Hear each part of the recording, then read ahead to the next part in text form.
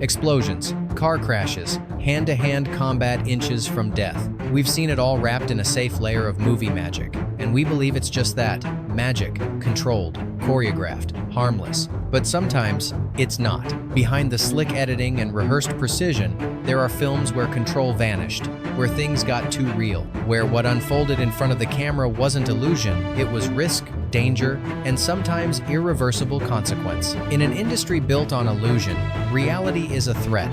When blood isn't fake, when stunts go off script, and when lives are genuinely at stake, Hollywood doesn't celebrate it, it hides it, because the truth is messy and terrifying. Yet these films exist. Some were legendary, others faded into obscurity, often by design. But in each case, the pursuit of authenticity went too far. Bones were broken, weapons misfired, actors slipped past the line, separating performance from peril. And what remains are stories so unbelievable, you'd assume they were exaggerated until you look closer. These aren't bloopers, they're not behind-the-scenes trivia, they're moments where filmmaking collided with danger, and the consequences are still being whispered about in studios today. So buckle in, because what you're about to see isn't just action, it's the cost of making it look real. Let's count down 15 action films that didn't just feel real, they were far too real for Hollywood to handle. Fact Hasson, The Dark Knight, 2008, the flip that shouldn't have happened. There's a scene in The Dark Knight where a semi-truck flips nose first into the pavement. It lasts just a few seconds, but what you don't see is the real danger just outside the frame. Director Christopher Nolan was adamant, no digital tricks, no computer simulations. He wanted the truck flip done practically, in the middle of a real Chicago street, and against every studio instinct, he got his way. The team built a custom rig beneath the trailer, a steel ram designed to launch the vehicle into the air. The calculation had to be flawless. There were no crash pads, no chance for a second take, and one man behind the wheel with nothing but nerves and steel. When the trigger was pulled, the truck soared, spun, and slammed down with violent force. Onlookers were stunned. Crew members held their breath. It was over in an instant, but the risk, the weight of it, stayed. Executives watching remotely were horrified. They hadn't been told it would be real. What they saw looked like a fatal accident because it nearly was. That flip became iconic, but few know the price it almost demanded. And in the next case, the violence wasn't mechanical.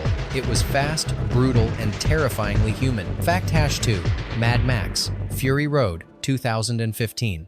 The desert didn't forgive mistakes. For Fury Road, director George Miller had one rule. If you can film it for real, do it. That meant no CGI explosions, no green screen landscapes. Every car chase was captured in blistering desert heat, using real stunt drivers, real crashes, and real risk. Tom Hardy and Charlize Theron weren't just acting, they were enduring. The convoy scenes you see tearing across the Namibian sand, those weren't slowed down or faked. They were performed at full speed, inches from rolling steel death traps. One stuntwoman, in full costume, had to leap from a moving vehicle onto another while suspended by a cable. A gust of wind or a half-second delay could have ended her life instantly. Injuries were frequent, bones snapped. Heat exhaustion was routine. Medical teams stood by daily. Some crew had to be airlifted from remote locations when stunts went wrong. But when the final film hit screens, audiences felt something different, something unfiltered. Because it wasn't just action, it was survival. And in the next film, that line between performance and mortality was crossed completely. Fact #3, The Crow, 1994. The shot that should never have fired. It was supposed to be the moment that launched Brandon Lee into superstardom. Instead, it became the scene that ended his life. During production on The Crow, a handgun meant to fire blanks was loaded with a prop cartridge that had been mishandled. Inside the barrel, a fragment left behind from a previous shot. No one caught it. When the trigger was pulled, it acted like a live round. Brandon Lee was hit in the abdomen. He collapsed, unconscious. He never woke up. The crew was devastated, but the show, somehow, went on. Lee's remaining scenes were cobbled together using stand-ins and early CGI. The finished product is haunting not just because of its dark tone, but because every frame feels like a ghost. What's worse, the accident was preventable. Safety officers had been dismissed to cut costs. The weapon was handled by an inexperienced prop assistant. It wasn't bad luck, it was negligence. Brandon Lee died acting out a scene of violence, but the horror wasn't on screen. It happened when the cameras were rolling and no one thought to double-check the gun. Next, a jungle set where reality swallowed fiction whole. Fact #4, Apocalypto, 2006, when the jungle took control. On paper, Apocalypto was a historical epic. In reality, it was a survival test disguised as a film shoot. Director Mel Gibson chose to shoot deep in the rainforests of Veracruz, Mexico, far from controlled environments or modern safety protocols. Every scene was filmed in real jungle terrain, with minimal CGI and maximum risk. Lead actor Rudy Youngblood performed most of his stunts, including a massive plunge from a waterfall. The water was real, the rocks were real, and when he slipped underwater, the panic in his eyes wasn't acting. He emerged battered, barely able to stand, with a concussion that went unnoticed for hours. The jungle was relentless. Crew were bitten by insects, sickened by contaminated water, and frequently injured by terrain they couldn't control. At least one assistant director was hospitalized after collapsing from heat stroke. But Gibson believed the setting had to look and feel authentic, and it did. Too much so, what you see on screen is desperation. Not the kind that's scripted, but the kind that happens when cameras are pointed at people who are just trying to make it to the end of the day. And in the next story, the pain wasn't delivered by nature, but by choice. Fact #5, Rambo, First Blood 1982, one jump, one broken rib. Sylvester Stallone has never been shy about pain, but during First Blood, he didn't simulate injury, he earned it. One of the film's most dramatic moments involves Rambo leaping from a cliff, crashing through trees before hitting the forest floor.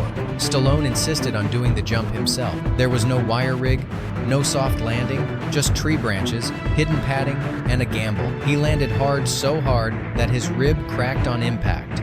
The groan you hear in the scene isn't sound design, it's his real voice, caught in a moment of genuine agony. The studio wanted to rework the scene. Stallone refused. He told them to leave it in. He believed pain sells the character, and it did. But that decision left him with weeks of recovery and an early warning that his commitment to realism might come at a permanent cost. And speaking of cost, the next production spiraled so far out of control, it became legendary for the wrong reasons. Fact #6, The Man Who Killed Don Quixote, 2018, the film that refused to be made.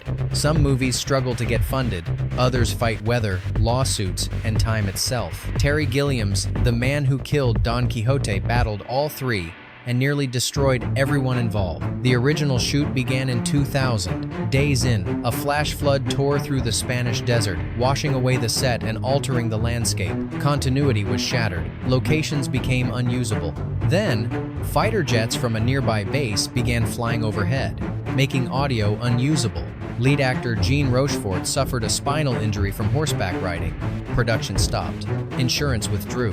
For the next 2 decades, the film was trapped in legal and logistical hell. Gilliam tried again and again to revive it. Every attempt failed until 2018, when he finally completed a version of the movie with a new cast and a haunted crew. What made it to screen was messy.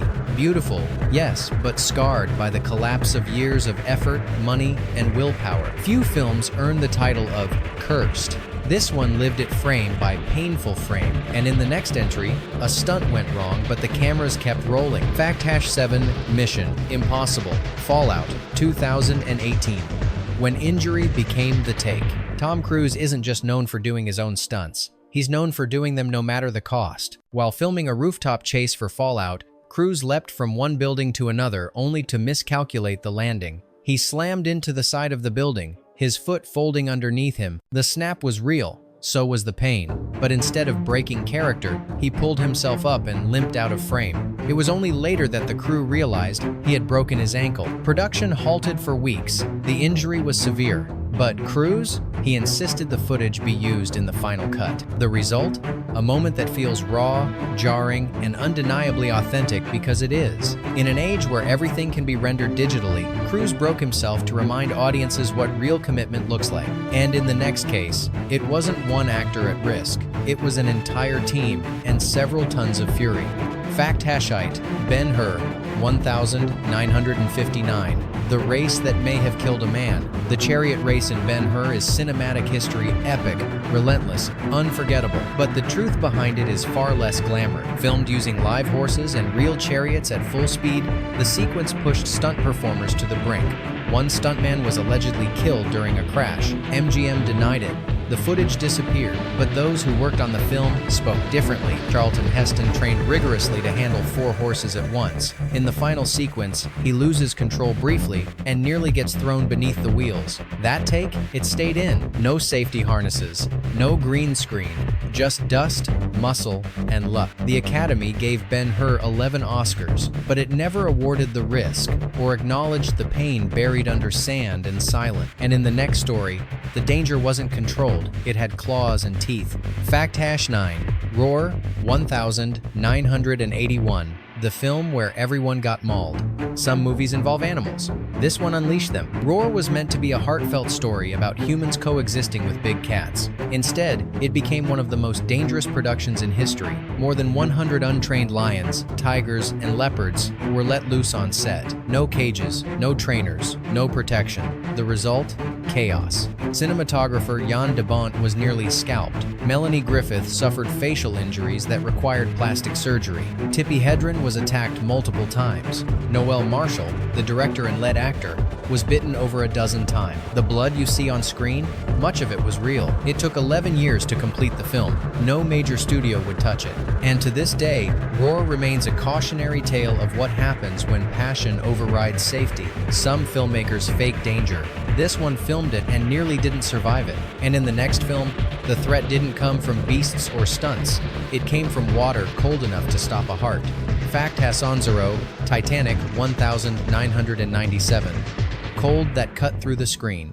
Everyone remembers the sinking, the screams, the frozen faces. What they don't know is it wasn't just acting. To recreate the chilling aftermath of the Titanic disaster, James Cameron had his cast immersed in icy cold water for hours at a time. There were no heated tanks, no digital breath clouds. The freezing conditions were very real and very dangerous. Kate Winslet nearly drowned during one scene, caught on submerged debris and struggling to break free. She surfaced gasping and coughing, the panic genuine. Others developed hypothermia. Crew members slipped, fell, and were injured on the slippery set. When a prankster dosed the crew's soup with PCP, dozens were hospitalized in the middle of a night shoot. The production spiraled, but Cameron kept shooting. He later said that suffering creates truth, and Titanic does feel hauntingly authentic. But for those on set, the line between art and recklessness was blurred in every shivering frame. Next, a film that put viewers in the action by sacrificing every inch of safety behind the camera. Fact #9. Hardcore Henry, 2015. Filmed from the eyes of chaos. Hardcore Henry wasn't just shot differently, it was survived differently. Presented entirely in first-person point of view, the film's action was captured by strapping a camera directly to a stuntman's head.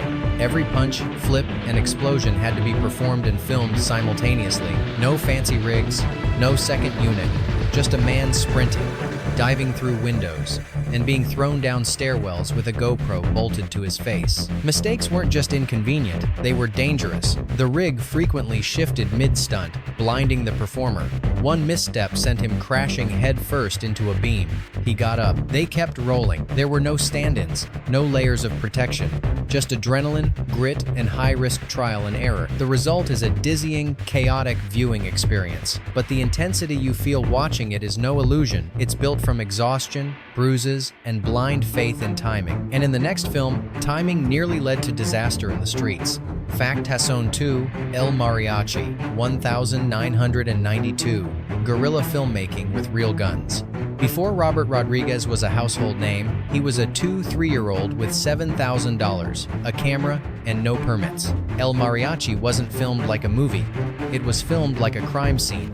Real guns were used as props. Real locations were used without permission. At one point, the police arrived mid-scene with weapons drawn, mistaking the shoot for an actual gunfight. There were no professional actors, no safety crew, just friends with blank rounds firing at each other in alleyways. In one infamous shot, a gun is pointed directly at the camera, barely inches from the lens, with no protective barrier. A slight misfire could have blinded the operator. There were no do-overs. Every scene was a gamble. The end result? A a raw, urgent debut that launched Rodriguez's career and nearly got his crew arrested in the process. In El Mariachi, danger wasn't simulated, it was accepted, and the next director took that logic to an even more dangerous extreme by moving a steamship over a mountain. Literally. Fact Hasson 3, Fitzcarraldo, 1982. A ship, a mountain, and sheer madness. Most directors would say, let's fake it. Werner Herzog said, let's do it for real. For Fitzcarraldo, the story of a man hauling a steamship over a mountain wasn't metaphor, it was production design. Herzog insisted on dragging an actual 320-ton ship up a jungle slope in the Amazon, using manpower and crude pulleys. The result wasn't heroic, it was hell. Crew members were injured. Indigenous workers protested the danger. A plane crash supporting the production killed several people. The ship itself nearly slid backward mid-haul, once threatening to flatten the camera crew below. Actors cracked under pressure. Klaus Kinski, the volatile lead, was reportedly so unbearable that native crew members offered to kill him. Herzog declined, but didn't immediately say no. What ended up on screen is stunning. What happened behind the scenes was deranged. And in the next film, the line between guts and recklessness vanished completely on live city streets. Fact Hasson 4, The French Connection, 1971. A car chase without permission.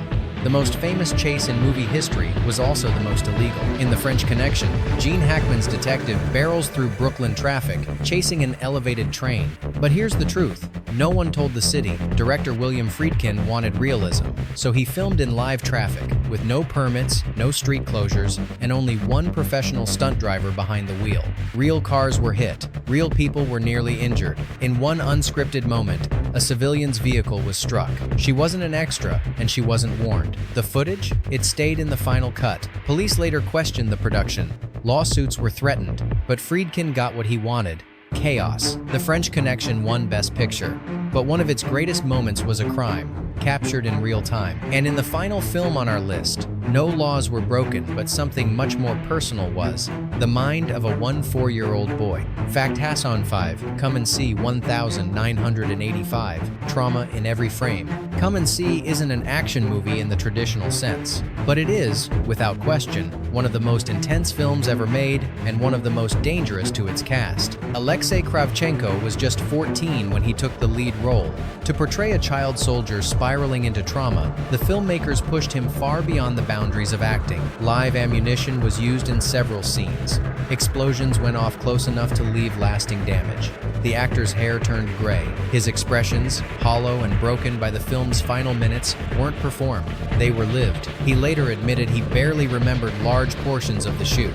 His mind had shut down to protect itself. There were no stunt doubles, no emotional buffers, no chance to pretend. Come and See forced its star and its audience into a war zone and didn't let them leave until the screen faded to black. And yet, there's one final story even this film couldn't touch. Because it didn't blur the line between life and death, it crossed it. Bonus fact, Game of Death, 1978, When the Star Was Dead, but still on screen. Most productions end when their lead actor dies. Game of Death didn't. Bruce Lee passed away before completing the film, but the studio had invested too much to let it go, so they finished it without him. Sort of. They cobbled together old footage. They used lookalikes with fake beards and awkward sunglasses.